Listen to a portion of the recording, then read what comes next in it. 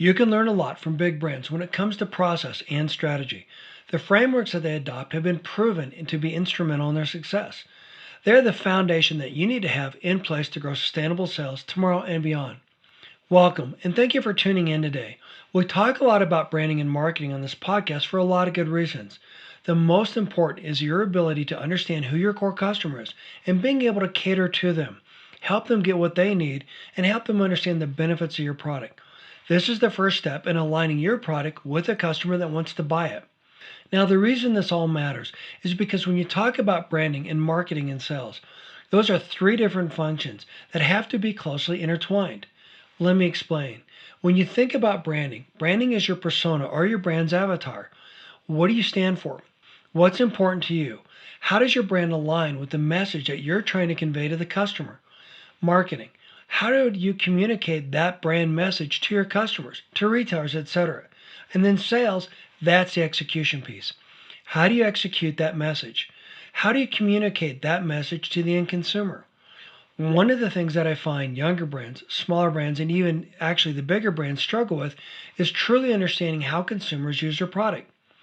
Now, you may think intuitively that you know exactly what consumers want, but I'll give you an example of what I mean. There's an energy bar that we like that we frequently grind up and eat as though it's a granola. By adding milk to it, we have it with breakfast. We mix it with yogurt and makes a nice snack. And sometimes my wife even uses it as a pie crust. My point is this.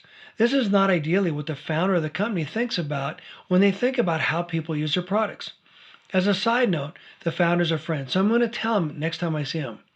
But my point is this. I talk to a lot of brands who think they know who their ideal customer is and how their ideal customer uses their product, but that's not always true. The more you can understand and know about the customer that buys your product, the easier it's going to be to align with them and what they're looking for to make sure that your product connects with them, connects what's important to them. That's the focus of this podcast episode, is teaching the skills that you need to help align your product with the customer that wants to buy it. More importantly, how to communicate the value of your product to any customer that might be looking for the solution that you provide. As always, I appreciate you for listening. This show is about you and it's for you. In appreciation for your time, there's a free downloadable guide for you at the end of every episode. I always include one easy to download, quick to digest strategy that you can instantly adopt and make your own. One that you can use to grow sustainable sales and compete more effectively with. And don't forget to go back and listen to previous episodes where I may answer some of your most pressing questions. You know, the things that keep you up at night. If you like this episode, share it with a friend, subscribe, and leave a review. Remember, the goal here is to get your product onto more store shelves and into the hands of more shoppers. Now here's Katie. Katie, thank you for coming on today and for making time for us. Can you start by telling us a little bit about yourself and your journey to where you're at today? Sure. Yes, I'd be happy to. First of all, thank you for having me. I love your podcast and it's great to Thanks. be here. So my number one goal now is to make a difference in our food system. And I know that you and I share similar philosophies in that perspective. And so I'll share a little bit about how I got here. But my number one goal is really from a sustainability standpoint, but then also helping people get access to more healthy food standpoint. That's really where my heart is and my motivation. Some people start food companies in order to do that. And, I've taken this path based on my professional experience. So where I started my career was at Kraft Foods in brand management, and then over the years in various brand and product management roles. I love the work, but sometimes we make it really complex. And so what I like to do now is to take those complex topics and concepts and really streamline them to work with natural food and beverage companies to help get more of those healthy brands front and center. And I like to say shake up shopping carts. So that's in a nutshell. I came from big food and then was in health insurance. And so as a product director in health insurance, I could really see the negative impact of some of those food choices and the things that people were doing. Obviously, not everything is rooted in food, but I do believe that food is medicine, and it can be the cause and the cure of a lot of things. So that is where I've been and my motivation for keep doing what I'm doing. I appreciate your sharing that, and thank you again for having me on your podcast. I'm thoroughly thrilled. I'm really thrilled with the fact that you've got one, that you're going down this path. Let's pivot a little bit and talk about your podcast And then we'll come Sure. back to you and your brand and what you do and how you help brands. Yeah, good. Yeah, so the podcast is the Real Food Brands Marketing Podcast. And the objective is to really focus on different areas of your business from a brand management standpoint. So, thinking about all of those things on both the front end and back end of your business and aligning those things to all be laddering up to your brand strategy, which is sort of your North Star. So, I know we can probably break that apart and get into that a little bit more as we talk. But once you have that North Star set, it's not just about marketing. It's really aligning everything that you do across your business to deliver on those promises to your consumers. And so, what we do on the podcast is, similar to you. Sometimes I do solo episodes to really break down and dig into topics. Sometimes I have industry experts on, and sometimes I have CPG food, natural food leaders on that can really tell their story and where they've been and dig into certain topics a little bit more. So we cover things, even though it's called a marketing podcast, I take a really broad view of marketing, knowing that it all needs to come together to really support your business strategy. So when you're talking about marketing, broad view, etc., how does that relate back to you being working for mainstream CPG and then working in this industry? So in other words, what I'm Yeah. asking, Katie, is why did you decide to hang your own shingle? Why not work for someone else? Why not try to change craft from within or some other Yeah. organization? What was your impetus? What was your North Star instead of in terms of going here? Yeah, I love that. It's a great question. Part of it is that I have an entrepreneurial spirit. My dad was an entrepreneur, so I come from that, make something for yourself kind of background. I loved my time at Kraft. I know, sometimes people will knock on big CPG. There's a lot that I think that they, could improve on. There's a lot that they're doing right, and so, and even, my other corporate experience after that. You're right. It could be easy in a way to stay in the corporate roles and work from within. But I've got that fire in my belly to work with the smaller companies. I like the nimbleness. There's a lot of layers, as you know, in big companies. And not that, I like cross functional teams. I like working through the systems that are there. But it really is fun to be working with companies that are more nimble, that you get some information or you get some data or you make a decision and you just go run with it. And it's that testing and learning and that nimbleness that helps me feel like I'm making a bigger impact faster. So I do believe, though, that the big companies need people who are willing to make change from within. It's just that where I am in my life and career, I choose to work with the smaller companies because I think that they, in a lot of ways, are actually setting examples for the bigger companies now about how to innovate and how to be fast and how to listen to consumers. So I find that the little, lots of good things about big CPG, but I find that to be the really exciting place to be. Well, and let's back up a little bit. One of the things that big CPG offers that small brands don't is the training. I just had a long conversation with Yeah. someone else about this. The training that we received is second to none. And it is lacking in this industry. And that's what you and I are trying to fill, that void we're trying to fill with Yeah. the podcast, with the courses, with what we do. The point being is this: if you want to play at that level, you need to be at that level. That doesn't mean that you need to be a big CPG minded company. It simply means that there are strategies out there that are going to help you succeed and grow.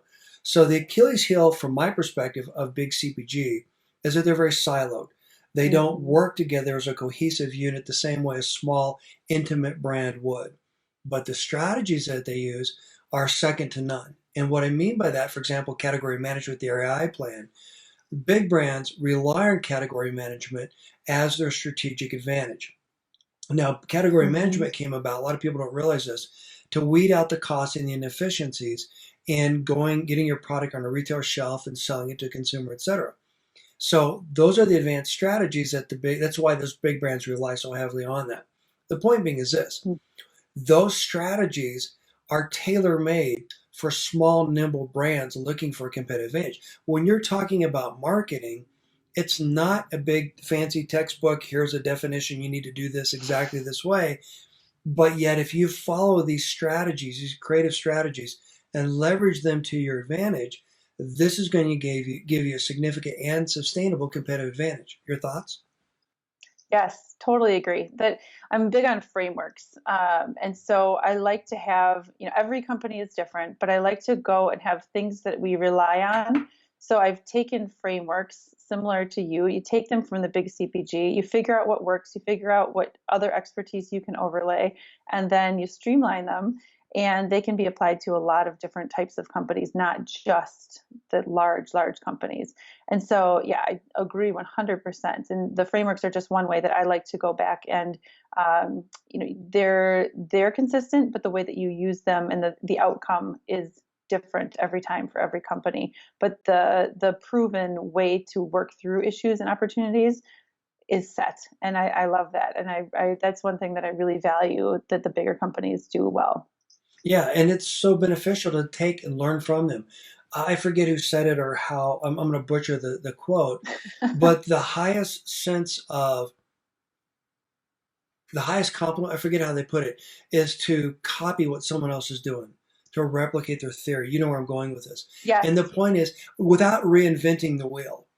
I mean, if we all reinvented the wheel, we probably wouldn't be as far in where we're at today. So, yeah, so it's taking advantage of those strategies that make sense, that work for me. One of the things that I'm kind of shocked by with this industry is that we've got brands that are so creative and so disruptive in terms of the way they create the packaging and get ready to go to market. They're so excited, so enthusiastic. And then they try to leverage the strategies that are very cookie cutter in their approach. This is why you and exist. And so, what I'm getting at, and I'd love to hear your thoughts on this, is that even though they get to the point where they're ready to launch, et cetera, we do a great job as an industry teaching brands how to raise money. But then what, right? So, leveraging these creative strategies that you and I are helping to support through the podcast, the courses, et cetera, this is the missing piece. And this is why I wanted to talk to you and why I was so thrilled that you had me on your podcast. So let me frame it this way. I work with hundreds of emerging brands, even pre revenue. And when they get ready to pitch their product, it's this is what makes us different. This is what makes us unique. I've yet to hear a single brand say, you know what? We want to be a different version of what's already on the shelf. And my point is this: the strategies that they're leveraging are not the strategies that are going to differentiate you. So let me go one step further. You're a branding expert. So, as a branding expert, if you were to go to any of the brands that you work with and say you're doing it wrong, you need to use the same three color formula, the same font, the same size packaging, everything else, they would be insulted, as they should be. But yet, then they leverage the same strategies that every other brand leverages to try to differentiate themselves. What's the definition of insanity? So my point is, this is where we're trying hard to make a difference. Your thoughts?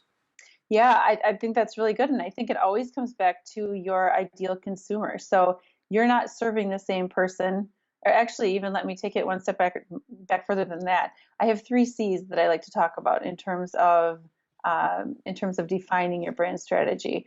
And these are not C's that I've made up. I've just really focused on these three because I will explain why.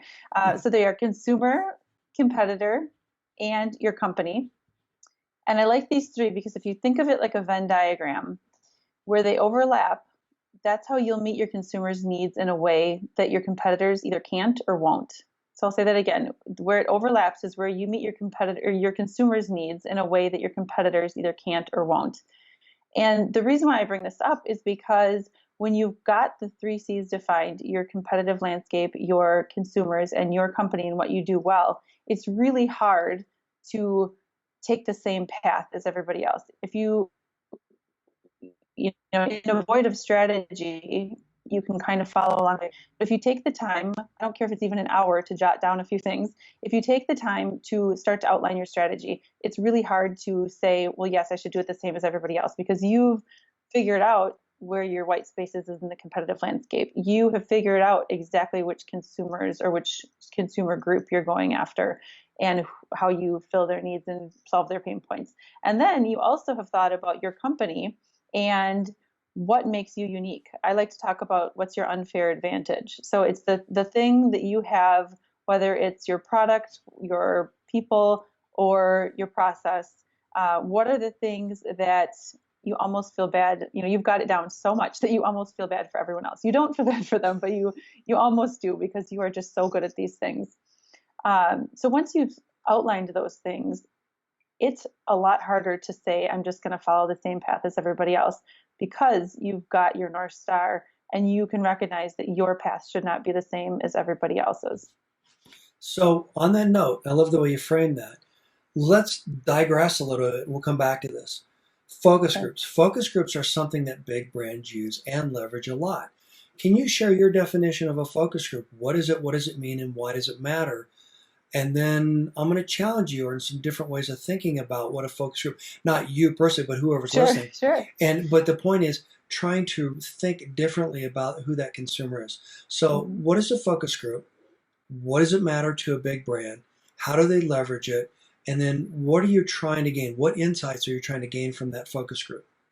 Sure. Well, in the traditional sense, there's a lot of blurred lines in market research now, but in a traditional sense, focus groups are recruiting people. So you have a screener and a recruiter. Often it's the company, the focus group facility will recruit these people for you. They bring them in.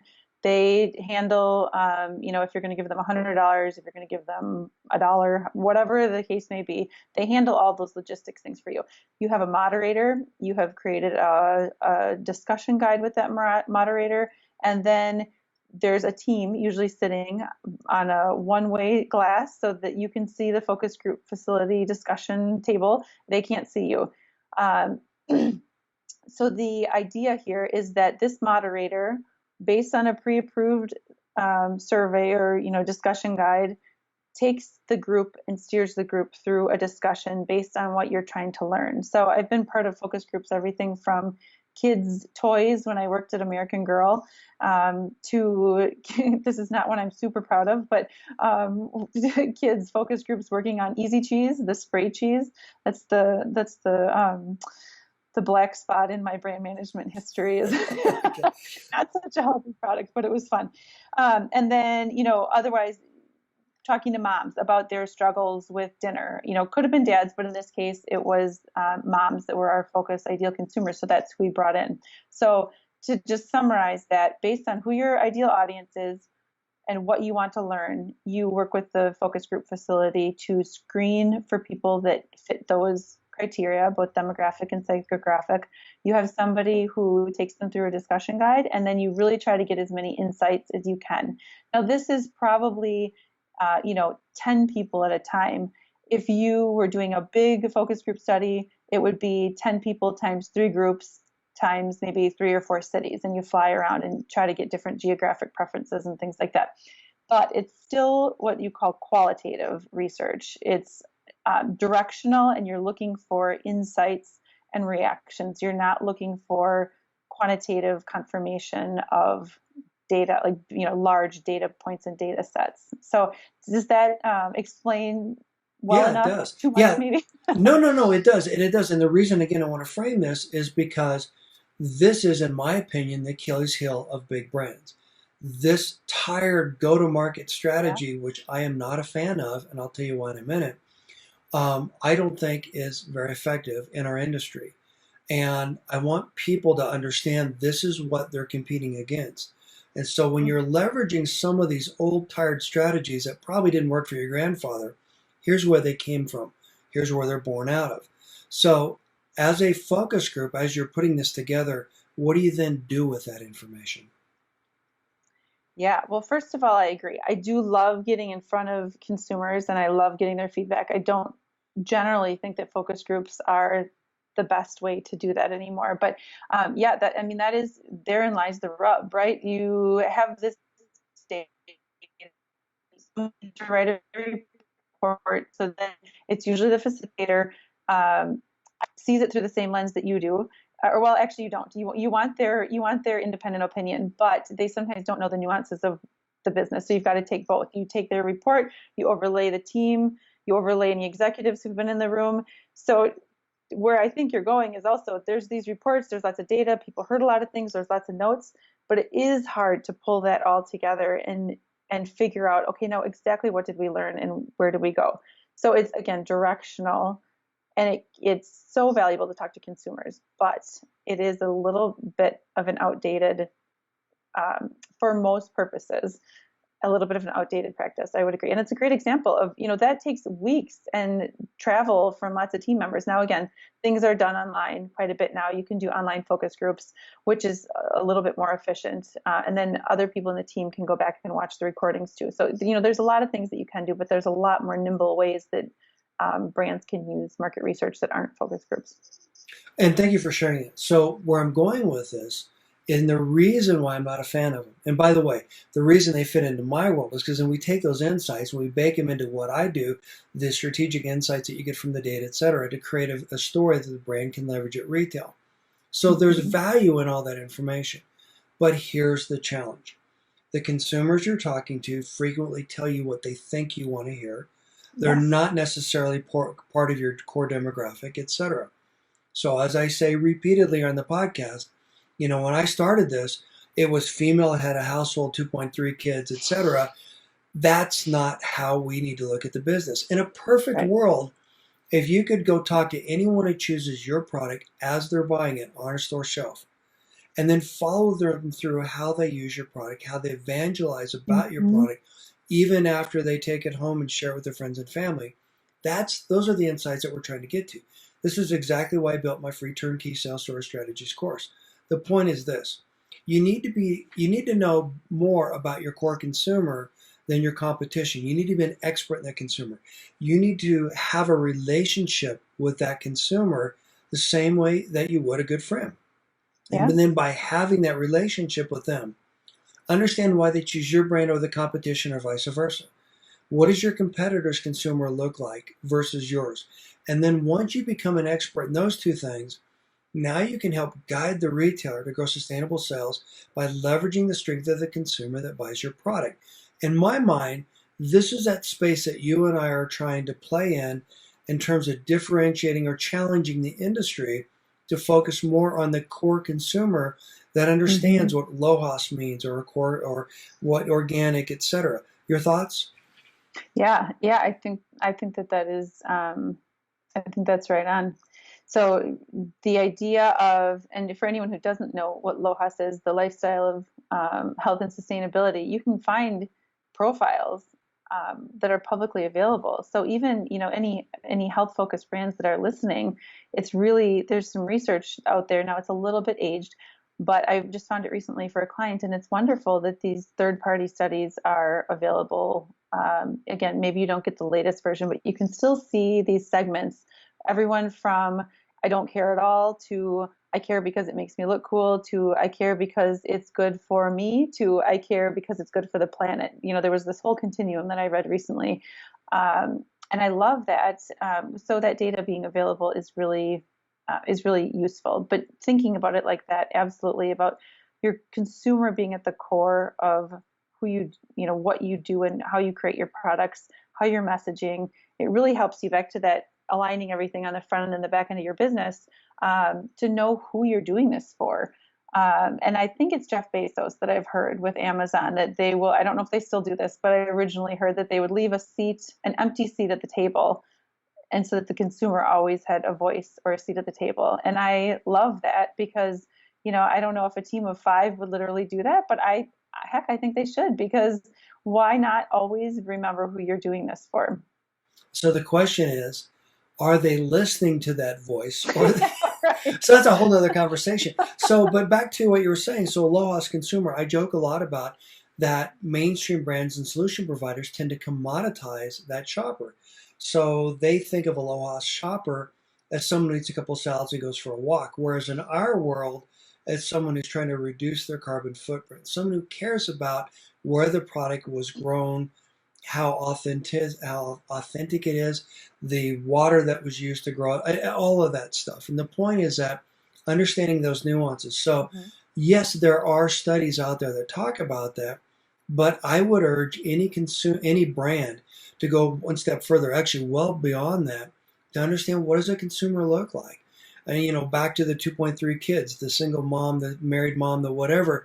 But Are they socially active? Or do they get into yoga? Do they Mhm. are they involved in their community? What does that look like? How involved are they in their kids' lives? How do they share and use your products when they eat them, etc. Um, and then, of course, one of the most important things is as they're buying your brand, what are the other brands on the shelf? So now that we've Mhm. talked a little bit about the consumer, the three C's, understanding consumer, corporate, and competitive, how does this relate to what you do in your brand? And how does this relate to the mission you're trying to solve? Yeah, sure. So people come to me often at two different points. One is when they're starting up a new food company and they want to grow quickly and they understand the value of having that strategy in place. Because I like to say that strategy doesn't have to come at the expense of action.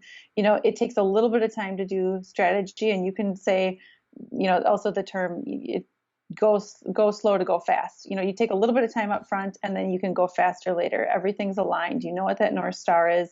And I'm not saying it's an easy business either way, but you have the ability then for yourself and for your team to make decisions based on that North Star. It's also, I think of it like a litmus test. Does this stuff align with whatever decision I'm making? Does it align with the things that I've outlined in my brand strategy?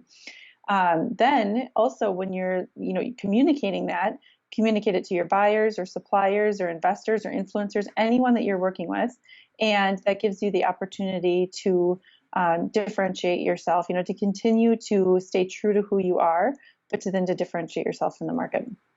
So, when you're talking about that, and I'm glad you touched on this as well, one of the challenges that I find with all brands, especially big brands, is that they don't communicate their message in one voice at shelf.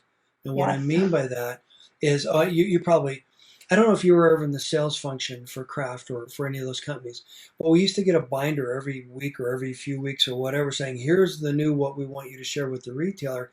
Retailers don't have time to go through a big, thick Yeah. binder. Yeah. And typically everyone puts that information in their own voice. And that doesn't resonate or necessarily it's not in keeping with what the brand's trying to communicate, their values, their mission, etc. So how do you help brands leverage that at retail? Why is that important? And why is that important? Yeah. So once you set the strategy, there's actually a three-step process here that I take people through. So the first one is to define your brand strategy, and that's usually starting with that 3C exercise. There's a little bit more to it, but I'll just high level, starting with that 3C exercise. Then aligning. So it's define, align, and activate are the three steps to it. Defining is the three C's. Aligning is really that piece where you're connecting the front end and the back end of your business so that you have a single voice, as you're saying. And I'll come back to your retail question in a second.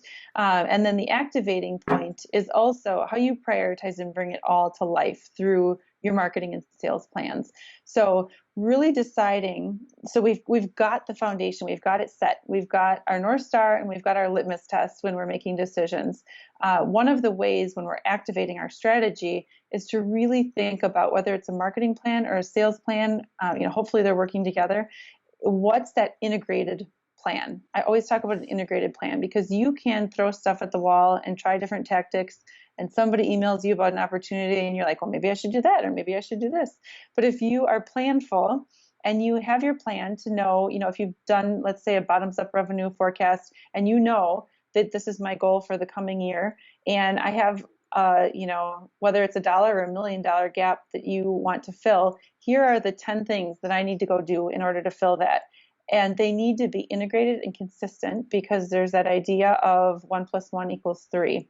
And so the answer in terms of what do you do with your sales plan is that it's got to be, I'm not getting super specific here, but at a high level, it's got to be part of that integrated marketing and sales plan because they need to work together and they need to make sure that you're consistently talking in the same voice to the same consumer and that you're keeping it really simple so that not that salespeople can't handle complex things, but they just don't have time to handle complex things. So you need to light a fire in their belly about why this is so exciting and why you need to make them look good. Give them something to talk about when they're talking to the retailer, and then support that with consistent promotions and more tactical things behind it. But it all comes back to that strategy and your brand story, so that you can get people excited about it, they're going to want to ask about it versus having to wait to be flipped to page 27 of the binder. You're going to laugh when I say this, but when you first said that, well, you don't have to laugh now, but now, okay, just kidding. But when you called that story that I shared with you, the telephone game, Oh yeah. I hadn't heard that before. So, I mean, really old school. But the point is this. So, what I talk about when you have a consistent message is that if I share a story with you and you share it with someone else and so on, by the time it comes back around to me, it's unrecognizable. Mm-hmm. But the reason that matters is because you want to be able to communicate your brand message, your values, your value proposition, everything else you're talking about, the 3 C's, right? In the same voice, with the same authenticity, and the same passion and enthusiasm as the founder. That is something that big brands fail to do, especially big brands.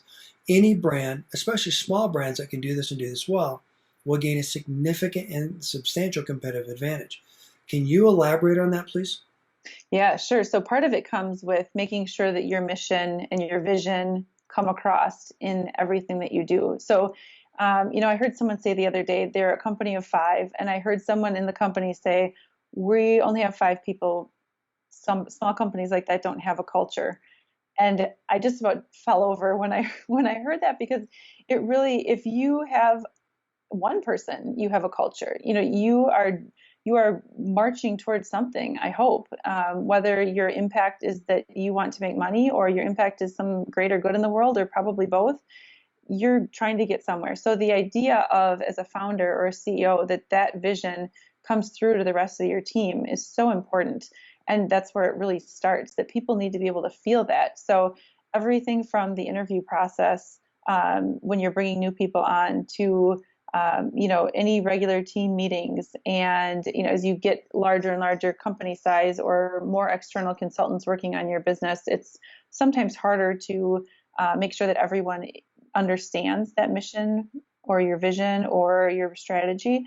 But that's why the actual defining of it, so whether it's me or someone else or DIY, I care more about the fact that the work gets done, because it's so important to have those things documented. Because if it's all in your head as a founder, people might be able to feel your passion, but the further away it gets from you actually being in contact with people, the less they'll feel it.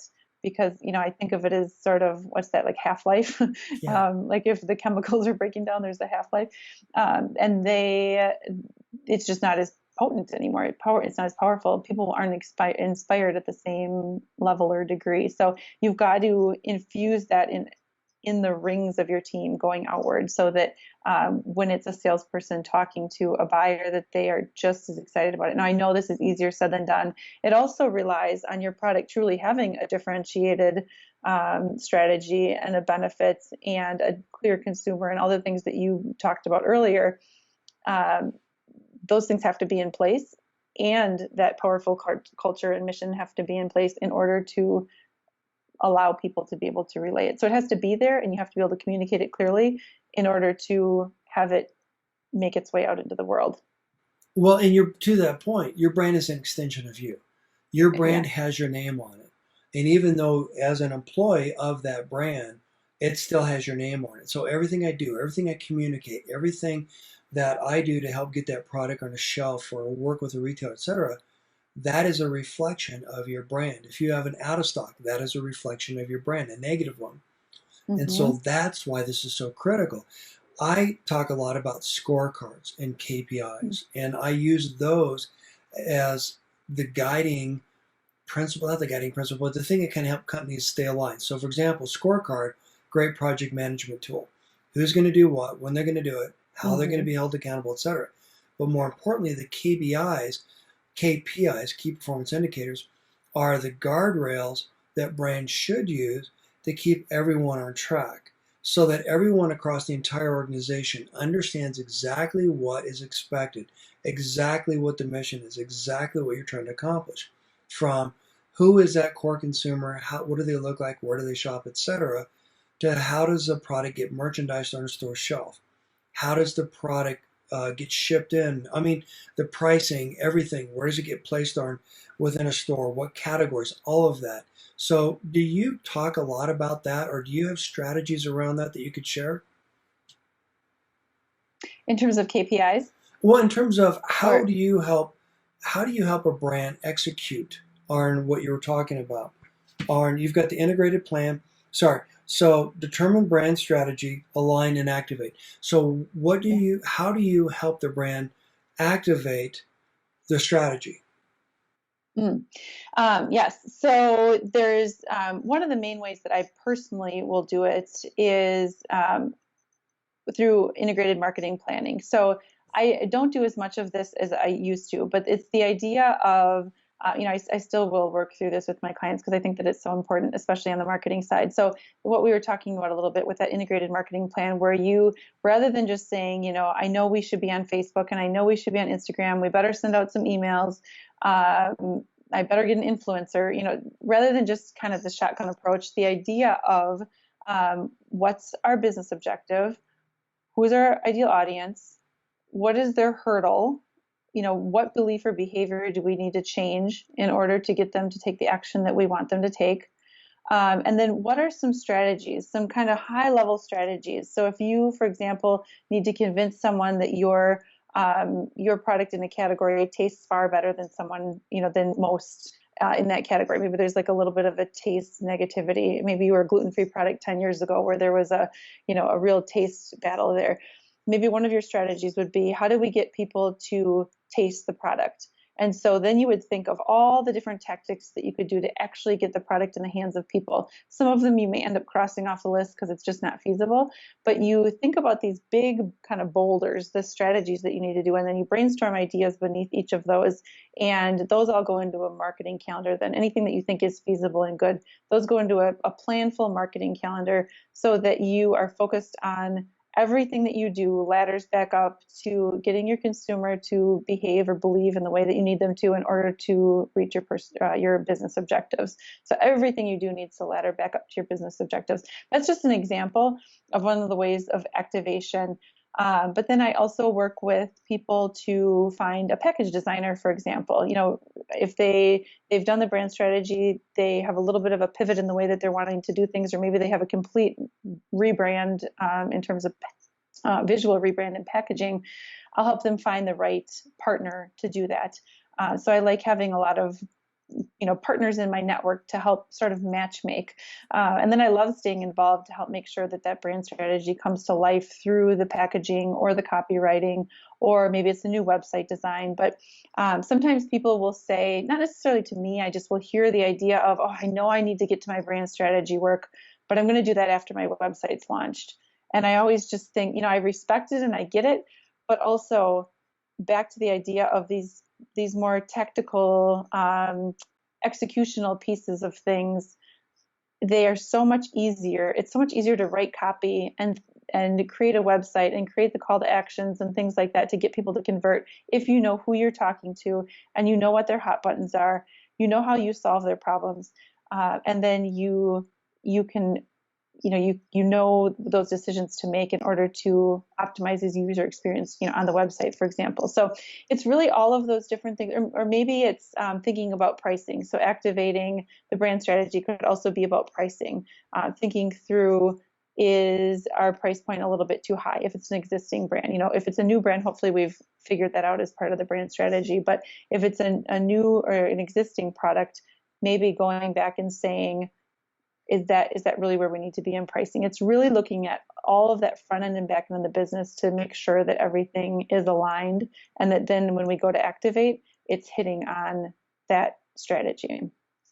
And there's so much that you shared that we could unpack. For example, just touching on pricing, for example. Mm-hmm. If you're a natural organic product, I believe that you should not have to apologize for having quality ingredients in your product. And what I mean by that is you should be at a premium price. But what does that look like, and what does that mean? This all Yeah. ties back into understanding who the core consumer is. You were going to say something? No, no, Okay. just agreeing. Yeah. And so, thank you. And then, but understanding who that core consumer is, and that's the framework for everything you do. One of the things that I love about what I do is being able to know people like you, or have a network of people like you, so that we can partner and work together to help solve these complex problems, rather than sending a brand to an organization that is very siloed in their approaches. So that's one of the other cool things about what we're trying to do is Yeah. come up with creative strategies. And being that we're able to work with so many different brands, we're able to learn other things. We're not pigeonholed into one way of thinking. We're seeing what works across other categories, across other brands.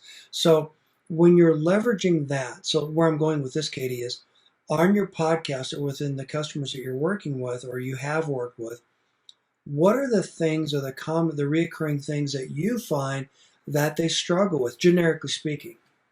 Sure, sure. Yeah. I mean, one of the biggest things is just not even knowing where to start. So if they, I was talking earlier and I can't remember if I finished this thought or not, but there's the startup brands who know that they need to move quickly. And then I don't think I did finish this thought. So then there's also the people who are really looking to get from the local level to the regional level or the regional level to the national level. And so they've got that big growth trajectory that they're looking for.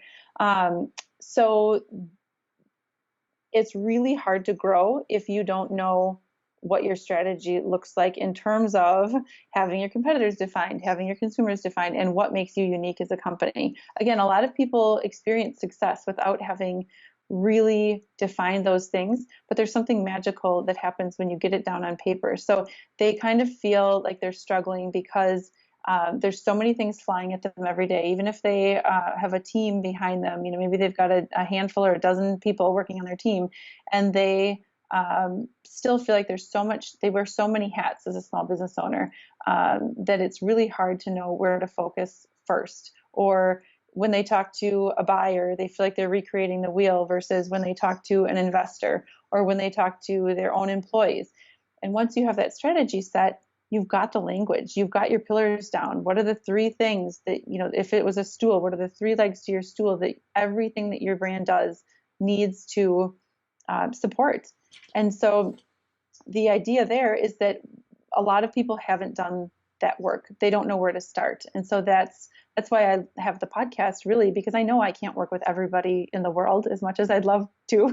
It just isn't possible. So that's my way of getting that message out there so that people who really will never work with me can still get some of these concepts, whether it's from me or experts like you that are on, or other food company leaders.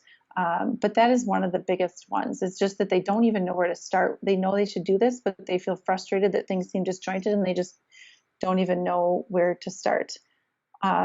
Another one is that when they think of their customer or consumer, that they think still in terms of demographics or demographics only, when that attitudes and behaviors that we talked about is so important to think about. Okay, what pain points are we solving for? We don't want to overcomplicate this. The story can be pretty simple most of the time, if you really think about it from the standpoint of, let's just even make assumptions based on what you know. What are the pain points that your person deals with every single day, or what do they deal with occasionally? And when you lay all of this out, you can really start to say, well, here's how our product can solve that problem.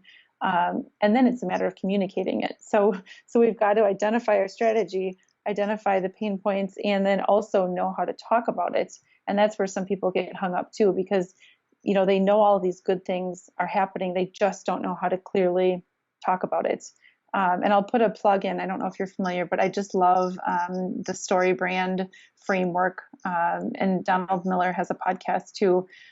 So I have no affiliation with that other than just being a fan of the way that they talk about things. They use a story structure framework, and they talk about the fact that your brand is not the hero. Your customer is the hero. You're not coming in to swoop in and save the day. You want to be the guide. If you think about movies and books and that kind of classic story structure, that your brand is the guide and your consumer is the hero. They have the struggle. They have the win at the end. You're the one that's helping get them there. And I just love that idea to support, when brands don't know where to go, since that's a thing I hear a lot. They don't know how to talk about what they do. That story brand structure can really help. Well, and I think that's going back to what we've been talking about. I think that's why we do what we do, why Mm-hmm. this matters to us. Reality is when big companies talk to us, they talk at us. Look at us. Aren't we great? We're wonderful. We're a big company. You need to pay attention because, well, we're a big company and because we're great. the things that differentiate smaller brands is that we're talking about the needs, the solutions that our product provides in the voice, in the terms that our consumers are looking for. So to your point, Yes. that's why I did the Turnkey Sales Store Strategies course. That's why I do what I do. That's why I've got my podcast. I'm sure that's why you've got your podcast. The point is this: there's so many great resources out there. As a brand, sometimes, like you said, it's hard to not lose sight of what's important because we get blinders on. We sometimes get distracted or whatever. So having these resources available, this is why I wanted to celebrate what you're doing, is so critically important. Someone once said to me that, well, yeah, your podcasts are a bit long. It's like, yeah, but if you had an opportunity to sit down with Gary Hirschberg, John Forrick, or Seth Goldman for an hour, would you? Oh yeah, of You course bet. I'd love to. Well then shut up. No, I'm just kidding. Well, my point is to get their insights and their feedback and to hear from them one on one directly in terms of what are they sharing or what are their opinions or what do they think's working, what's not working, how did they move their brand from being something in a garage or in a kitchen up to where they're at today. Those thought leaders, not only inspirational, but it's so very important. You were talking about the customer's the hero. One of my favorite podcast episodes was John Sebastiani. Another long one, I think it was over an hour, just kidding. But the point was, he talked about the romance of storytelling, Mm. which I love that terminology because if you think about it, we go to a retailer not because we want to go buy something, etc. I can buy stuff online, I can buy stuff any place I want. Well, we go there because of the theater, because of the experience, Yeah. because of the community. We buy the brands we do largely because of the romance of the brand, the romance of understanding what is it that we're looking for, that quality, that know, like, and trust. Again, that Hmm. ties back to what we were talking about earlier, your brand message, your brand positioning. So, do you have any other thoughts around that or anything else you want to share? I think that we've really covered that pretty well. Yeah, I guess there's not anything on that specific topic that I would add. Okay. Well, I appreciate that. So, tell me a little bit more about what you do as an agency, as a firm, what would you call yourself? Just a business? I just say that I'm independent consultant. So, as an independent consultant, Yeah. then how can people find you? What can they do? How can they connect with you? What would you like to share? Why should someone reach out to you? Yeah. Well, I'm a mentor in several programs. So first of all, if someone wants to reach out, I love connecting with people. And as you talked about, just sort of, even though it's sort of an overused term, building the ecosystem and, connecting people, that's one of the things that I love to do. And so, if I can ever help someone plug in a resource, I'm more than happy to do that. And so I have a Facebook group where people share, hey, does anyone have an idea about this? Or has anyone seen someone who can help me with this? It's largely marketing focused, but it doesn't always have to be. So there's that free connection point that I have. That's the Real Food Brands Marketing Roundtable. So anyone who is a food and beverage leader is welcome in the group. And also, I would say, just in general, beyond that sort of free mentoring and helping piece of it, if there's people who feel like they really are looking to get to that next level and feel like it's a little bit disjointed, they've got it all in their head. People that I work with are brilliant. I sometimes, sort of laugh. It's hard to, or it's not always hard to pull it out. It's a matter of pulling it out really and putting it through these processes that I've created based on years of experience, and this magic happens along the way, and it consistently happens every time. And so it's really cool when the answers are all there. Most of the time they know what they need to do, but it's just a matter of me helping pull it together and sprinkle some insights in, and really connecting those dots for people. And that's what I get a huge joy out of, because then going forward, after we've defined that, then they or we can help bring it to life within their brand. So yeah, that's what really gets me excited, is once we've got those aha moments, and it kind of goes from here's what we do as a product to here's who we are as a brand, and that gets me really jazzed up. Yeah, and I got to admit that's why I love this industry, because you're working so close to the process, to what's really helping to drive the sales to get your product in the hands of more consumers. Thank you for sharing that. I mentioned when we talked earlier that I would give you an opportunity to ask me about a specific bottleneck that I could help you or your community solve. Do you have one that you want to share? Yeah, you know, it's interesting. This is one that just came up. I have a mastermind group that I'm hosting for food and beverage leaders also, and when I say leaders, I consider you a leader whether you are a solopreneur or you are a company of 5 million plus. I know that's still relatively small in the food world, but that's usually the size company that I'm working with is more to the emerging brands end of things. But anyway, this question came up the other or yesterday in the mastermind that I'd love to get your thoughts on. One of the questions was, so it's a product or a company that's very successful online, and they're moving into retail.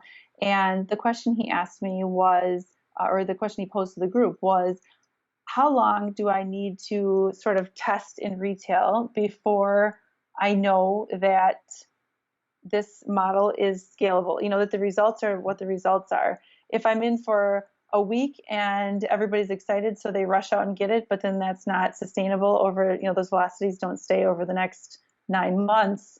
That's not what, that's not an investable model. So he's really asking to get investor grade results in his retail. How does he know how long he need, like what length of time does he need to be in retail? Is that something that, I mean, Oh I'm yeah. guessing maybe. Okay, good. No, no, I love this question. First of all, it's a more complex question than a day, week, whatever. Okay, so let me Sure. back Yeah. up. First of all, everything we've been talking about here, you need to know who your core customer is. You need to understand what the customer looks like, what their needs are, what they're looking for, etc. One. Two, I would recommend that they develop a community online around their product. In other words, not rely solely on traditional retail to be able to sell their product, or traditional online retail, or whatever. Point being is that if you can develop a community of like-minded evangelists around your product, Mm-hmm. now you Yeah. can start testing and innovating based upon the feedback that they give you. For example, if you're online with me, we're talking about packaging, which, by the way, in a whole nother conversation, really excited about that because that's something I really get into, especially Yeah. compostable or digestible, print on demand, all Yes. that other stuff. But let's say that the brand says, you know what, we're going to put, we're going to make a blueberry offering. And someone else says, I don't know about blueberry. How about squash? Or how, I mean, it doesn't matter. But the point is, if I can ask my community what they think, what they would buy, they already know my product, they already know my brand, they're already Mm-hmm. a part of my ecosystem, my community. And if I can innovate around them, around the products that they're actually going to buy, that's going to help me make that decision. So conversely, if I'm a brand and I've got a blueberry product and now I want to come out with a squash, I don't know why I said squash pumpkin or whatever, right? So a pumpkin It's the flavored, season. yeah, it is exactly. So I come out with a pumpkin flavored product. Well, then I'm going to know whether or not it works, whether if it sells, right? Mm-hmm. That's expensive. It takes me maybe 6 months to get it on the shelf with the packaging concerns. I got to pay slotting, got to pay all the other fees. Some of them are ridiculous, etc. I got to promote the product, etc. So that's very expensive. So what I'm getting at, Katie, is that if you can own that conversation, that relationship with your customer, and then ask them what they want, that's going to help you pivot more quickly. And then in terms of getting your product on a shelf, when you put a product out there that you know people are actually going to want to buy, that's going to give you some track record, Mm-hmm. some story behind it. Back to what you were saying. So instead of going to the retailer and saying, "Hey, I'm a nice guy, got a cool product. Please put it on the shelf," and hoping that they're going to do it, and then they say, "Okay, get out your checkbook." Instead of that, then now the strategy is, I've developed a new product. I've tested it with my own community. My community loves it. Here are the things that they're saying about it. My community is huge, whatever, and some of Mm-hmm. the dynamics around that community, how that community aligns with the retailer's core network market, etc. And now, when you take that product and put it on a store shelf, the retailer has a more compelling reason, a better reason to get behind it. So, in other words, is that community the same community the retailer is trying to attract? So if I came to you, you're a retailer, Mm-hmm. and I said, I've got something that's perfect for your community that's going to help differentiate you from other retailers within the market.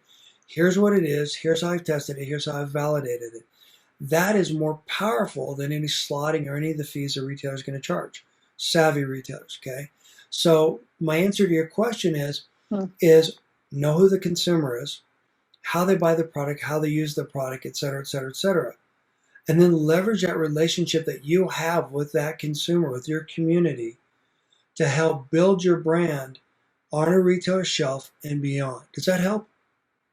Yeah, it does. I think the so thank you for all of that. I love the idea of the community, especially because it's an affinity group towards a certain eating style, and so I Yes. think that would it would absolutely work perfectly for them. The question that he had also though was how long? Is there like a standard of how long a product needs to be on shelf before you would say that is a win? Like the first week of velocity might not tell you because it could either be super fast or super slow, but is it 3 months? Is it 6 months? Is it 9 months that you need to be on shelf in order for a retailer to say, oh, that's a win? Okay, so let me answer it this way. I mean, and it's a great follow up. So the rest of your question is this. We are taught, we as an industry, we tell brands that you need to pay attention to velocity. The reality is that if you're a small natural organic brand, you're not going to have the velocity to compete with Right. the big brands. One. True. Two, brands with deep pockets can buy velocity. So that's a misnomer. Okay, it's misleading. Hmm. Three, the consumer that buys your product, how do they buy the product? What other products do they buy? This is why I've got several of the mini courses. I'm not trying to plug them, but okay, let's talk about them. Yeah. But the reason for those is to help brands answer these specific questions. The contribution, your brand health, okay, specifically that course, is all about how much contribution do you bring to the category. In other Hmm. words, the generic, the private label, the bigger brands that spend a lot of money to get their product on the shelf, they're not contributing to the growth of the category. If you're a small brand and then you can understand what your contribution is to that brand, the category, that's what that course is about, then now you become more relevant. Now you're no longer a commodity to the retailer. So, generically speaking, 6 months is how long you've got to prove yourself. But as a Okay. small brand, you want to think beyond that. The reality is, you're Hmm. never, or you should never, I would hope, get to the point where some of the big brands are, because that means you're over promoting. You're over, I Hmm. mean, unless all of a sudden you've got the next pet rock in the industry. I mean, choose your poison, whatever. Sure. But something like that. So if you can focus on your contribution, what you provide, what you give to the retailer, how you help Hmm. the retailer differentiate in their market, and then Yeah. let's go one step further. As the customer that buys your product, what are the things that they buy? So, as an industry, we teach you to talk about or focus on one single item. What kind of margin can I extract from that item? Okay, that's the Mm. way basically everyone looks at things, velocity, Sure. etc. Right? No, that's a fallacy. You don't want to look at it that way. You want to look at it in terms of what is the total market basket. So this is where when you get to know your community, to develop your community, what are the other things they buy? If I buy organic bread, I'm going to buy organic spread, organic milk, Hmm. organic produce, etc. Therefore, as a consumer, I'm far more valuable to the retailer than the consumer that buys the cheap generic stuff. My point is this: Yes. Yes. as you begin to understand the contribution, as you begin to understand your brand health, as you begin how to develop and leverage these stories, these strategies, when you're helping a brand understand what their assortment is, this is where you start differentiating your brand at shelf. This is why you need to leverage these strategies to help the retailer understand why this makes sense. Mm. So going back to my days, even back at Unilever, we would talk about our relationship with our soap, Lever Brothers, with other products, or Dove, or Crest, or some of those other products, and how the consumer that bought those products would be more apt to buy other products. Kleenex.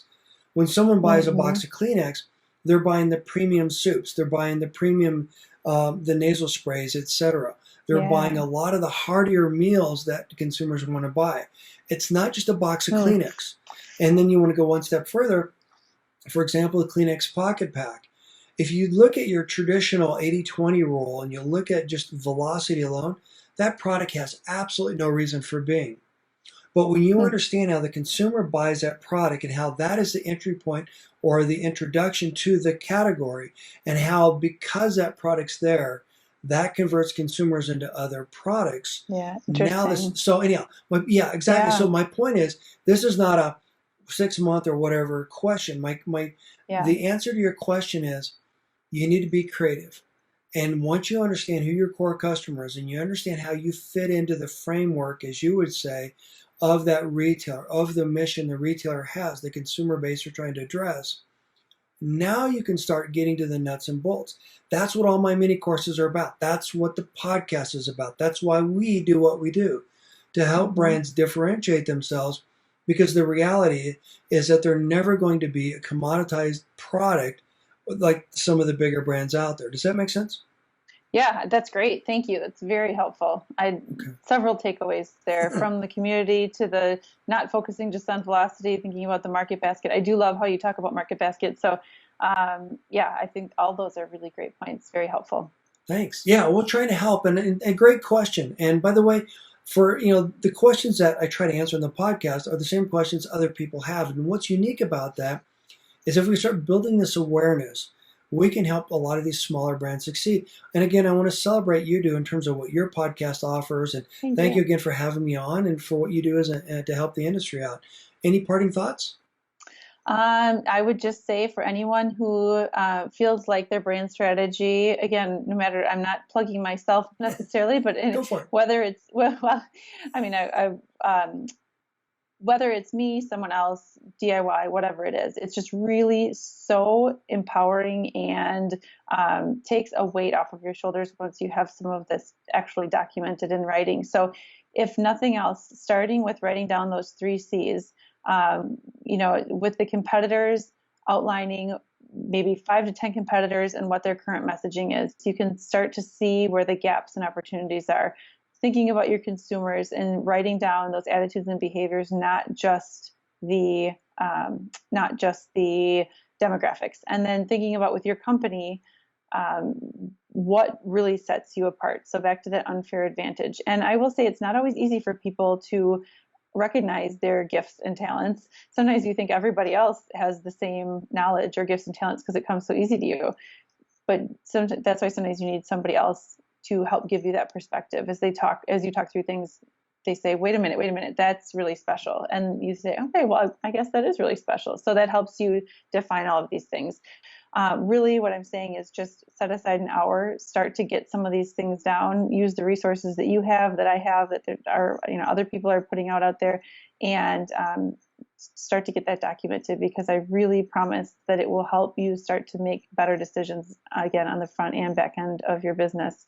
And if I can just offer one resource, on my website, realfoodbrands.com, there is a brand checkup scorecard. Good. So brands of all sizes, this is geared a little bit towards larger size brands who have a strategy in place and are really wanting to do a checkup of how they're executing that across their business or bringing it to life. But really, anybody finds value in it. So, about halfway down the homepage, you can find that offer of the brand checkup scorecard. It's 25 questions that you rate yourself, 1, 2, or 3, to see how you're doing and where you need work. So, I don't have to ever see that information. You can send it to me, you don't have to, but it's just really a tool for brand leaders to look and start to think differently about things. Thank you for sharing that. When I started writing my articles, I get about 400 published now globally. I'm not trying to brag, but the reason I started, well, the name of my blog was What You Need to Know. My point is this: there's so many things that you can't know when you decide to start a food business. You can't be an expert in all Right. things. It's people like yourself and like me and some of the people that we interview and talk to on the podcast that are helping the brands differentiate themselves. There's value, knowledge, and there's so much value in everything that you can learn and pick up from these. So thank you so much for sharing. Yeah. Thank Yeah. you for your Good. time. I appreciate your coming on today. Thank you for having me. It's been a pleasure. Thanks. I want to thank Katie for coming on today and for sharing her insights. I highly recommend that you check out her podcast, Real Food Brands. I'll be certain to put a link to her podcast in the show notes and on the podcast webpage. Today's free downloadable guide is Simple Solutions to Maximize Broker Effectiveness. This is something that we talked about during the podcast episode. This is one of the most important things that you can do to help grow your brand if you don't have your own internal sales force, which few brands do. The point is this: the more that you're able to execute and have everyone work in unison on your behalf with the same passion and enthusiasm, the easier it's going to have your message be in lockstep, the more effective you're going to be able to succeed, and the easier it's going to be for you to gain a sustainable and significant competitive advantage. You can download this instantly by going to brandsecretsandstrategies.com/session 149. Thank you for listening, and I look forward to seeing you in the next episode.